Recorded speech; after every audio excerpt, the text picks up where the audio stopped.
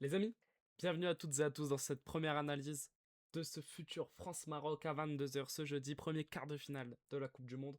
La hype est folle, mais avant toute chose, on va parler de Maroc-Canada et de France-Paraguay, deux matchs qui sont tenus samedi soir, il me semble. Et ça a été deux matchs qui ont tenu leurs promesses. On s'attendait à ça pour les deux matchs, ça s'est réalisé, maintenant les deux équipes vont s'affronter. On va voir une opposition de 2-4-2-3-1, ça va être très intéressant, mais avant toute chose, parlons de ce qui s'est passé. Premièrement, c'est une surprise pour personne. Saibari est blessé. Voilà, sorti sur blessure très précocement face au Canada. Le néo-joueur du Bayern Munich va manquer le quart de finale face aux Bleus. Et c'est un énorme manque, je pense, pour cette équipe du Maroc qui bien a gagné 3-0, qui a su s'en passer et qui a su marquer face à cette équipe du Canada, va devoir doubler d'efforts face à l'équipe de France pour espérer accrocher un bon résultat. Accrocher une qualification, c'est la Coupe du Monde, tout est possible. On l'a vu, l'Égypte hier a fait galérer les Argentins, le Sénégal a fait galérer les Belges, alors pourquoi pas les Marocains vont-ils faire galérer les Français? Ça c'est possible. Je pense que ça va être très, très serré comme match. Bref, Saïbari est absent, repositionné, reconduit en numéro 9 pour ce mondial. Il est exceptionnel et ça va être un énorme manque. Sorti d'une saison exceptionnelle avec le PSG, il a su s'adapter et il a fait un top mondial. Enfin, du moins un top début de mondial. Je sais pas s'il sera présent, il me semble que sa présence sur le banc est semi-confirmée, mais en tout cas il sera pas titulaire, ça c'est une certitude. Donc ça va être un énorme manque pour cette équipe marocaine. Secondement, on a vu un pressing un peu différent de la norme pour le Maroc qui a réellement basé sur un pressing axial pour mettre la pression sur Bombito et récupérer des ballons très hauts, comme on l'a vu ici. Deux neufs étaient positionnés et ça a mis en difficulté directement les Canadiens durant les 30 premières minutes, des Canadiens qui maîtrisaient leur sujet et qui manquaient peut-être un peu de verticalité dans l'ensemble du match. Et ça, Unai l'a compris. Il s'est déplacé entre les lignes canadiennes, a envoyé un bombasso pour le 1-0 pour le Maroc. Il aura fallu quand même attendre le retour de la mi-temps. Et un coup franc, bien servi par Hakimi. Bouhaddi était seul aussi. Et Unai a tout l'espace du monde là pour envoyer une frappe dans les cages canadiennes. Ce qui aura mis le Canada en difficulté tout le match parce que il va récidiver plus tard dans le match, beaucoup plus tard dans le match. Le tournant du match, il est là pour moi. C'est sorti de Bouhaddi à la 62e, ce qui est très tôt pour le talent que c'est. Mais c'est pas le seul à sortir, il y a aussi El Ainaoui qui sort. Pour faire rentrer Sofiane Almarbat et Talbi. Talbi qui allait plutôt jouer sur le couloir, Amrabat pardon, présent pour une densité axiale, l'ex-joueur de Manchester United. Ah, je pense que pas mal de monde l'a oublié ça, que Amrabat a joué à Manchester United. Mais en tout cas, ils ont su gérer le rôle qu'on leur a demandé, que ce soit les deux. Énormément de rapidité pour Talbi sur le côté. Amrabat qui a réussi à museler les rentrées de Merch et de Larin. Ça ne peut pas changer, c'est bon. Enfin, Merch a fait rentrer Larin plutôt. Le sélectionneur n'est pas rentré. Ça c'est pareil, 78e minute de jeu, ça va être compliqué si le sélectionneur rentre. Le Canada fait un changement, mené 1-0 à 10 minutes du terme. David rentre, Schaffelburg rentre. Schaffelburg qui est un joueur que j'ai beaucoup aimé durant ce mondial, joli mulet. Et ils ont un seul objectif, c'est aller égaliser. Donc c'est un changement très offensif. Et ils vont tenter donc de prendre beaucoup plus de profondeur, avec deux joueurs très rapides. Mais en prenant plus de profondeur, eh ben, tu te fais punir. Parce que le Maroc va une nouvelle fois exploiter ses espaces avec cet homme, Azedine Ounaï. L'appel là de Rami est bon. C'est Brahim Diaz qui fait le job aussi. Il va être servi, Brahim Diaz, par la suite. Gros danger à venir. Là, on peut voir, il a un espace dingue. Le bloc est complètement fondé en deux. Il n'y a plus personne. Ils sont en situation de 4v3 à la 81e minute. Unai est trouvé et Unai marque. Derrière, il y a d'autres changements pour le Canada. Ça continue de pousser à mort pour essayer d'aller chercher ce but. Mais finalement, eh ben, la revers de la médaille. Hop là, ça part. Rami est prêt et servi une nouvelle fois. Sauf que c'est encore Brahim Diaz à la passe D. Il trouve Rami. Et Rami, ça fait but. Donc 97e minute de jeu. Le Maroc confirme sa qualification. Dans un match plutôt ouvert. Et ils ont su exploiter tous les espaces laissés par les Canadiens. que ce soit en première mi-temps ou en seconde. Là, ouais, c'est assez fou qu'à la 81e, alors ça, tu dois te découvrir, mais par exemple, je crois que c'est Schaffelbourg, ou alors il est peut-être là, je sais pas. Mais lui est trop loin, et derrière, le repli défensif est pratiquement impossible. Ils arrivent un peu à revenir. Il revient fort quand même, mais ça fait quand même but. Et les adversaires des Marocains, c'est eux. C'est nos Français. C'est nos tricolores. Et ce match, je peux en parler pendant 2 minutes. Autrement, je me répéterai. 1, 2, 3, 4, 5, 6, 7, 8. 9 avec Gilles. 9 Paraguayens dans la surface de réparation. 49e seconde de jeu. L'équipe de France met déjà la pression. Mais le Paraguay sont déjà prêts. Ils sont déjà prêts à encaisser.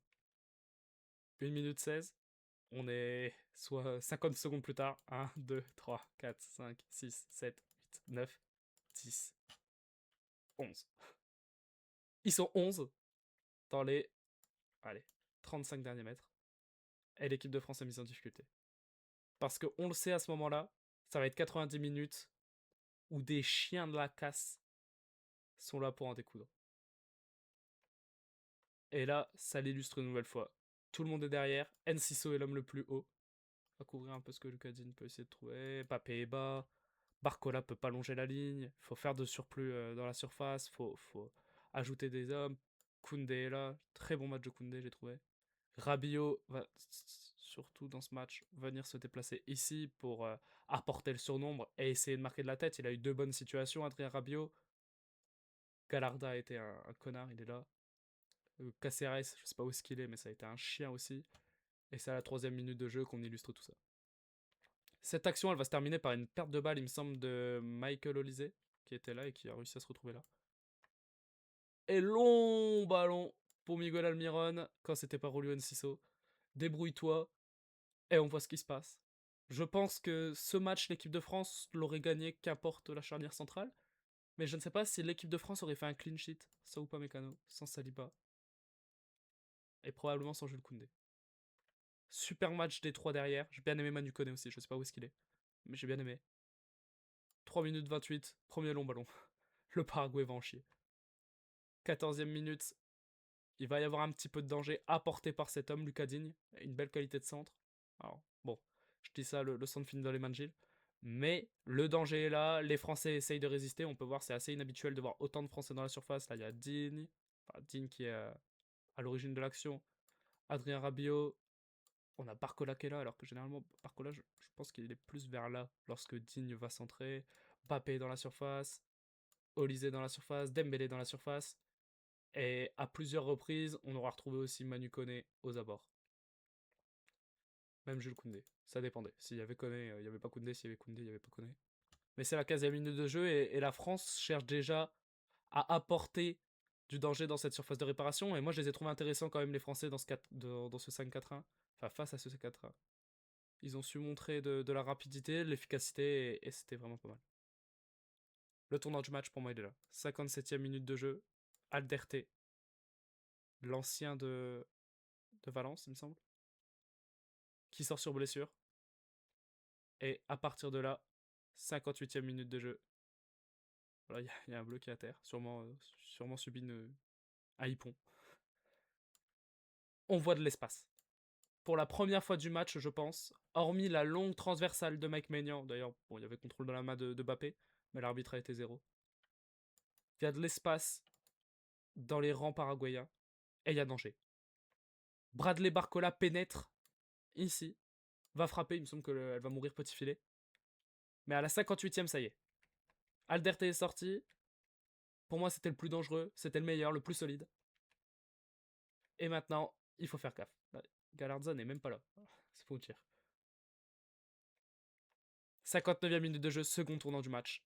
Julio Enciso. Blessure, soit 2 minutes après Alderte. Alderete, je sais pas comment on dit au Paraguay. Mais voilà, il est sorti sur blessure en tout cas. Et Enciso aussi. Et le 3e tournant du match, comme quoi, en 3 minutes, le match se dessine. Désiré Doué rentre. Sorti Bradley Barcola, 60e minute, toujours 0-0. 65e minute de jeu, penalty. La faute. C'est incontestable. À vitesse réelle, j'ai eu un doute, pourtant l'arbitre est juste ici. À vitesse réelle, j'ai un doute si c'est pas épaule contre épaule, Doué ne plonge pas. Au ralenti, tu vois bien que non. C'est contact avec les jambes, penalty indiscutable. Le bas-pont à la baguette, 69e minute de jeu. Kylian Mbappé ouvre le score. Orlando Gil est battu pour la première fois du match. Et là, coup de poignard sur le Paraguay. 1-0, Dembélé peut montrer sa joie. J'ai pas trouvé un bon match. Pareil, je sais pas si c'est Olise là, mais j'ai pas trouvé un bon match de Olise. Et il est là. Le nouveau tournant du match. C'est la sortie d'un seul homme. Almiron. Parce qu'il faut réagir, faut égaliser. Il est cramé. Il s'appelle Avalos, le gars qui rentre à sa place. Et à ce moment-là, je pensais que j'avais un autre screen. Le 5-4-1 est abandonné. On cherche la verticalité. On cherche on cherche l'égalisation. On cherche à aller de l'avant. Et ça fonctionnera pas. Ils auront eu 2 offensifs. Rien de dangereux. Beaucoup plus d'espace. Et à ce moment-là, la France peut se régaler. Conserver les ballons. Et chercher à mettre le break. J'ai trouvé les Bleus assez mauvais dans la conservation de balles. À partir de la 75e minute. Beaucoup de déchets, beaucoup de ballons perdus. Mais en même temps, ils ont tellement souffert, je pense, aussi physiquement, avec une chaleur dingue, que ça devait être compliqué. Et on le sait que les Paraguayens sont plus habitués à jouer sous ce genre de climat. Pas aimé le match du double pivot Koné-Rabiot. Je le referai peut-être face à cette équipe marocaine. 90 plus 10, au bout du bout. Orlando Gil peut regarder ce ballon, parce que le coup de sifflet final vient d'être retenti par l'arbitre du Salvador. Je sais plus. Papé va venir narguer Orlando. J'ai pas trop aimé ça, tu vois. C'est bien de le narguer, mais derrière, va lui taper dans la main. C'est pas Galarza non plus. Je trouve que ça a été le plus respectable. 1-0 pour les Bleus. Le plus dur est fait. Le match piège est terminé. Les Bleus peuvent souffler. Victoire. Mais bravo. Bravo à Orlando Gil, qui a fait un top match. Voilà, le numéro 12 paraguayen, super gardien. Je pense qu'il partira je crois qu'il est en MLS. Il doit être à Orlando en plus. Donc je pense qu'il partira. Et maintenant, cap sur Achraf Hakimi. Retour en 2022. Un rang plus bas dans la compétition. Les Bleus vont devoir se charger du Maroc. Un Maroc qui montre résistance. Et un Maroc qui va pouvoir se battre avec les armes. On va voir tout de suite la composition marocaine et la composition française. Les Bleus, je suis parti dans ce 4-3. Je remets Chouameni, mais je suis pas choqué s'il connaît et rappelé titulaire. Je pense que Chouameni est trop important. Et une nouvelle fois, on va retrouver, je pense, cette manie qui fonctionne. Donc on va pas se plaindre de trouver la zone ici avec un Mbappé plus sur le côté et un Michael Olise devant. Ousmane Dembélé à ce moment-là. Et ici. Je pense qu'on va retrouver ça. Avec un Lucas Digne. Barcola longe plus la ligne. Hop. Avec un Lucas Digne qui va notamment refaire jouer beaucoup Adrien Rabiot, qui va retrouver Barcola, qui va centrer sur Michael Olise. Enfin bref. On va retrouver la même standard que face au Paraguay de ce que j'avais parlé lorsque je pensais que le Paraguay allait se pointer avec son 4-4-2. Au final, j'étais un peu naïf. Et côté marocain, je ne sais vraiment pas. Est-ce que le Maroc va reconduire son 4-2-3-1 avec Raimi en pointe puisque Saïbari est blessé? Est-ce qu'il va pas plutôt partir sur un 4-3-3 plus défensif? Kael Khadouf, Brahim Diaz et Raimi qui font les efforts. Est-ce que carrément il va pas passer à un système avec plus de défenseurs? À ce moment-là, je sais pas qui sauterait. Peut-être El Ainaoui. Et Unai jouerait comme ça. On partirait sur un 5-2-3. Je sais pas. Franchement, je ne sais pas. Je me suis couru sur le Paraguay. Je vais pas me gourer là-dessus. Je pense qu'ils partiront dans leur 4-2-3. Tu vois. Et personnellement, je pronostique une victoire. 3-1 de l'équipe de France. Je ne sais pas vous. N'hésitez pas à me le dire en commentaire de cette vidéo. Je vous embrasse. Je vous dis à demain très probablement pour une analyse du match tard dans la nuit. Faudra le revoir. Faudra se régaler. C'était Pilion les amis. À bientôt. Bisous.